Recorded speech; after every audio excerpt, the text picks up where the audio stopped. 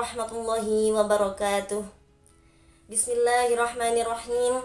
Alhamdulillahirabbil alamin. Wassalatu wassalamu ala asrafil anbiya'i wal mursalin sayyidina wa maulana Muhammadin wa ala alihi wa sahbihi ajma'in. Rabbi shrah li sadri wa yassir li amri wahlul 'uqdatam min lisani yafqahu qawli. Pertama, marilah kita ucapkan syukur kita yang banyak-banyak kepada Allah Subhanahu wa taala, karena di Ramadan yang ke-16 ini kita masih diberikan nikmat Islam, nikmat iman, nikmat kesehatan, sehingga kita masih bisa berupaya untuk meningkatkan ketakwaan kita kepada Allah Subhanahu wa taala. Jadi diusahakan untuk dimanfaatkan sebaik mungkin. Kedua kalinya sholawat serta salam marilah kita ucapkan, kita lantunkan kepada Nabi Muhammad SAW beserta keluarganya dan para sahabatnya, yang insya Allah kita nantikan syafaatnya nanti di yaumil qiyamah. Di Ramadan yang penuh berkah ini, pastinya setiap orang muslim berupaya untuk membuat target peningkatan amal. Nah, namun perlu diperhatikan, selain berusaha untuk meningkatkan amal-amalan kita, perlu diperhatikan juga hal-hal yang sekiranya dapat membuat amal-amalan kita itu menjadi sia-sia bahkan hancur. Nah, yang perlu diperhatikan, ibaratnya ya, saya ibaratkan misal seperti ember atau gelas yang akan kita pakai untuk menuangkan air.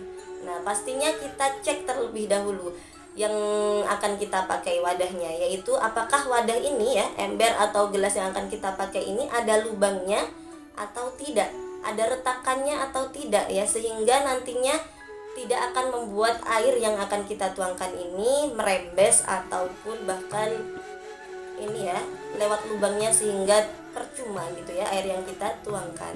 Begitu juga amalan-amalan yang kita laksanakan, pastikan tidak ada lubang yang menghalangi amalan-amalan kita ini diterima oleh Allah Subhanahu wa taala. Sebenarnya ada beberapa lubang yang akan menjadikan amalan-amalan ini menjadi sia-sia atau bahkan hancur. Nah, namun hari ini kita akan membahas satu saja penyebab ya, atau lubang yang akan menjadikan amalan ini menjadi sia-sia bahkan hancur, yaitu kesombongan. Dalam suatu hadis disebutkan, la yadkhulul jannah man kana fi qalbihi mithqala dzarratin min kibrin. Tidak akan masuk surga barang siapa dalam hatinya terdapat kesombongan walaupun sebiji zarrah. Jadi tidak hanya sia-sia saja, tapi Allah menyebutkan ya bahwa tidak akan masuk surga. Jadi tidak hanya sia-sia, tapi Allah menyebutkan tidak akan masuk surga bagi orang yang beramal diiringi atau di dalam hatinya ini masih ada kesombongan. Jika riya ya, amalan orang yang disertai riya, amalan tersebut akan sia-sia. Nah, namun bagi orang yang beramal disertai dengan kesombongan, amalan ini tidak akan membawa atau mengantarkan orang tersebut masuk ke surga. Orang yang tergelincir berbuat dosa, kemudian ia taubatan nasuha, ini lebih dicintai oleh Allah daripada orang yang taat ibadahnya bagus, misalnya terlihat bagus, Al-Qur'annya senantiasa dijaga, tahajudnya, ibadah-ibadah yang lain juga ditingkatkan, namun dalam dirinya ini masih ada kesombongan. Nah, itu adalah lebih dicintai oleh Allah adalah orang yang tadi awalnya tergelincir berbuat dosa, kemudian ia taubatan nasuha. Nah, ini ada contoh makhluk yang di dalam dirinya ini terdapat kesombongan. Pastinya tahu ya, iblis. Nah, iblis ini adalah makhluk yang sebenarnya diciptakan oleh Allah ini lebih dahulu daripada Adam. Ia lebih mengenal Allah lebih dahulu daripada Adam. Bahkan ia lebih taat kepada Allah lebih dahulu. Nah, namun ketika Allah menciptakan Adam, keluarlah sifat sombong dari iblis ini. Ada sifat sombong, ujub ya, dan dengki dalam diri iblis. Ujubnya ini dari apa? Ia merasa bahwa ia itu lebih mulia daripada Adam. Sombongnya ia meremehkan Adam, dan dengkinya ini karena ia tidak rela ketika diminta oleh Allah untuk bersujud kepada Adam. jadilah iblis ini masuk makhluk yang sombong. Jadi walaupun tahu agama, taat ibadah, namun ketika dalam dirinya ada kesombongan, sudah ada contohnya ya tadi, yaitu iblis. Na'udzubillahi min dzalik. Semoga kita tidak termasuk golongan dari orang yang sombong. Dalam Quran surah Al-A'raf ayat 11 dan 12 disebutkan tentang bagaimana sombongnya iblis ini. Nah, akan saya bacakan, saya mohon izin. A'udzu billahi minasyaitonir rajim. Bismillahirrahmanirrahim. Walaqad khalaqnakum tsumma sawwarnakum tsumma qulna lil malaikati isjudu li Adam. Tsumma qulna lil malaikati isjudu li Adam fasajadu illa iblis lam yakum minas sajidin.